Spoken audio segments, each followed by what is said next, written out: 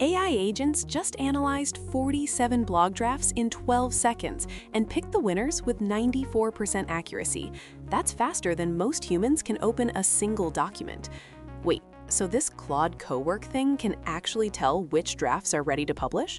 Like it understands quality and completion, not just grammar? It's already replacing entire editorial workflows at major tech companies. And if you're still manually reviewing content or code, you're about to be left behind by anyone who isn't. Welcome to the AI Daily Podcast, today's news and a deep dive to help you stay ahead in AI. Today, we're diving into first impressions of Claude Cowork. But first, let's cover today's top headlines. There's a fascinating new development for Raspberry Pi enthusiasts. They've just released an AI hat that adds 8 gigabytes of RAM specifically designed for running large language models locally. Jeff Geerling's blog has the details on this hardware attachment that could make AI experimentation much more accessible. 8 gigs dedicated to LLMs on a Pi? That's actually pretty significant. Most people struggle to run even small models on these devices. Exactly, and it opens up possibilities for edge AI applications without relying on cloud services. Speaking of running things locally, have you seen what Claude is doing with their new Cowork mode? I saw Simon Willison's just about it. They're running a full Linux VM using Apple's virtualization framework. It's Ubuntu 22.04 on ARM64 with some serious sandboxing, bubble wrap, seccomp filtering, network proxying. Claude can now execute code in a completely isolated environment, which is a game changer for AI assistants handling sensitive tasks. That's enterprise-level security for an AI assistant. Meanwhile, speaking of game changers, the narrative around Google has completely flipped in the past year. According to Decoding the Future research, Google went from being disrupted by ChatGPT to having what many consider the best LLM with Gemini 3. Plus, their TPUs are giving NVIDIA serious competition. It's remarkable how quickly they turned that ship around, from panic mode to industry leader in under 2 years. And here's something that might define the next decade. Merge Labs just secured $252 million with backing from OpenAI and Sam Altman to develop brain-computer interfaces. $252 million for BCIs? Core Memory reports they're aiming to literally fuse human and machine intelligence. With that kind of funding and Sam Altman's involvement, this isn't just research. They're planning to ship products. The implications are staggering. We're talking about direct neural interfaces here. That's a whole different level of human-AI interaction. That covers today's headlines. Now let's get into our main story. So let's talk about Claude Cowork. Anthropic just dropped what they're calling a general agent, and after spending the weekend with it, I've got some strong opinions about where this fits in the AI landscape. General agent, that's a loaded term. We've seen a lot of companies throw that around lately. What makes this different from, say, Devin or Cursor's agent mode? That's exactly the right question. See, most AI agents we've seen are specialized. Devin for software development, Perplexity for research. Claude Cowork is trying something fundamentally different. It's designed to take over your entire desktop and work across any application. Wait, entire desktop? Like it can control my mouse and keyboard? Everything. Mouse, keyboard, it can see your screen, switch between applications, even handle multi-step workflows that span different tools.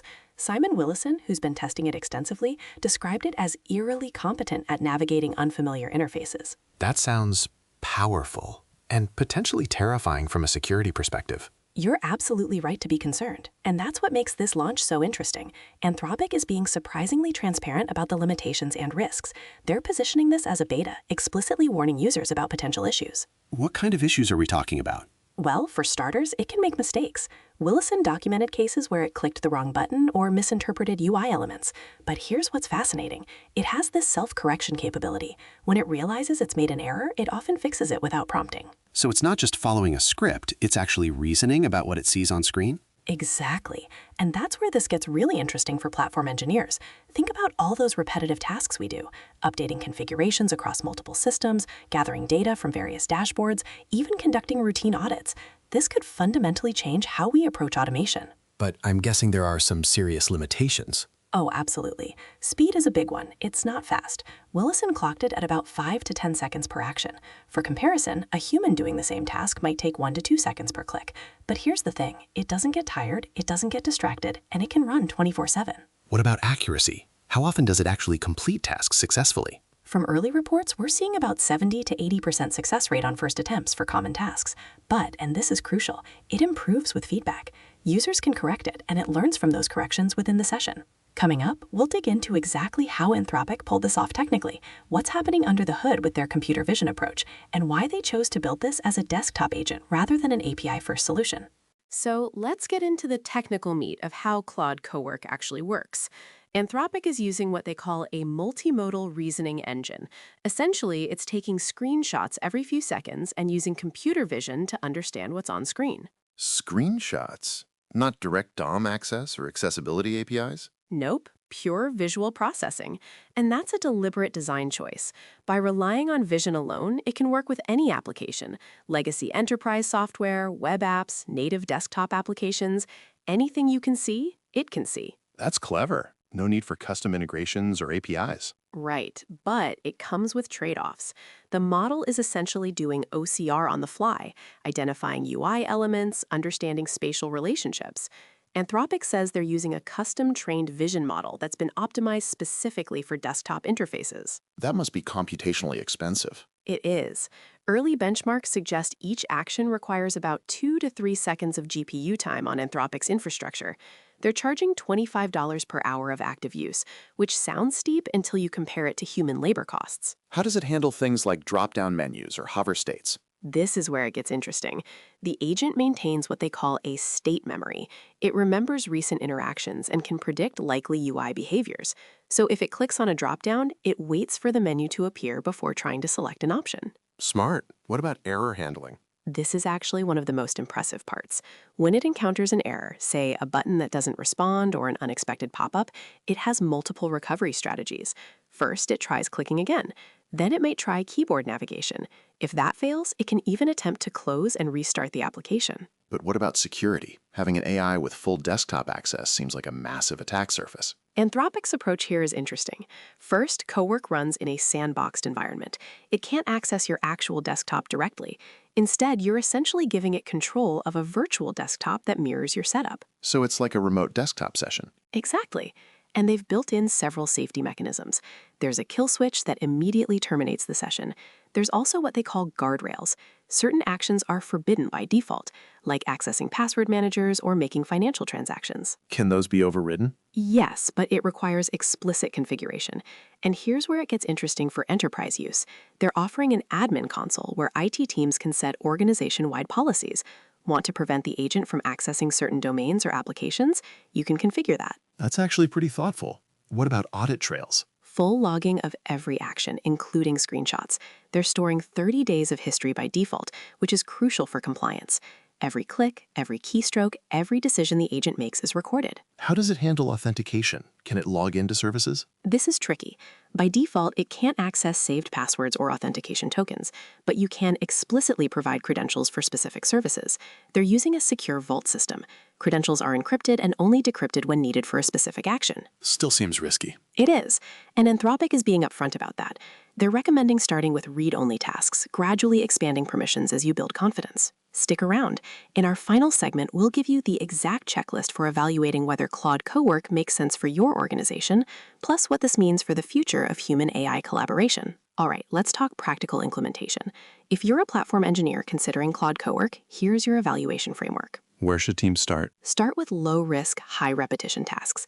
Think status report generation, pulling data from multiple dashboards and compiling it into a standardized format, or environment health checks across different monitoring tools. These are perfect because they're read-only and mistakes are easily caught. Makes sense. What about more complex workflows? Here's where it gets interesting. Willison used it to migrate documentation between different formats. Cowork handled the entire process of copying, reformatting, and validating the content. The key insight? It's not about replacing human judgment. It's about eliminating the mechanical parts of the work. What are the red flags? When should teams definitely not use this? 3 big ones. First, anything involving production system changes. Don't let it near your Kubernetes clusters or database admin tools. Second, tasks requiring real-time responsiveness. That 5 to 10 second lag makes it unsuitable for incident response.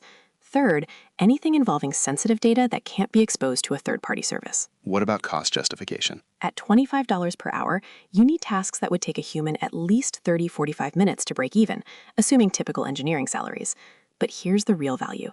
It can work overnight, handle mind-numbing repetitive tasks with errors from fatigue, and free up your team for higher value work. I'm thinking about our quarterly audit processes. Perfect example. One early adopter used Cowork to audit IAM permissions across 200 plus AWS accounts. Task that usually took a week, done in 18 hours of agent time with better consistency. What should teams watch for in the next 6 to 12 months? 3 things. First, speed improvements. Anthropic's hinting at a 2 to 3x performance boost in the next quarter. Second, native integrations. They're working with major SaaS vendors for deeper, more reliable connections. Third, and this is big, local deployment options for enterprises that can't use cloud services. Local deployment. That seems complex. It is, but they're partnering with NVIDIA to create an appliance model. Think of it as a Cowork server you run in your data center. Higher upfront cost, but total data control. This feels like a glimpse of how we'll all be working in a few years. Here's my hot take. We're seeing the birth of a new job category. Not prompt engineers, but agent coordinators. People who specialize in designing, training, and managing these AI workers. The platform engineers who master this early will have a massive advantage. Any final advice? Start small, measure everything, and remember, this isn't about replacing humans. It's about amplifying what we can accomplish. The teams that figure out the right human-AI collaboration patterns will be the ones that thrive. And honestly, after this conversation, I'm both excited and terrified. That's exactly the right reaction. We're at an inflection point. The question isn't whether AI agents will transform our work, it's whether we'll be ready to guide that transformation in a direction that benefits everyone. That's our show for today. If you found this valuable, please subscribe and share with a friend who'd appreciate it. Drop us a comment with your thoughts on today's topic. Links to everything we discussed are in the show notes. Until next time.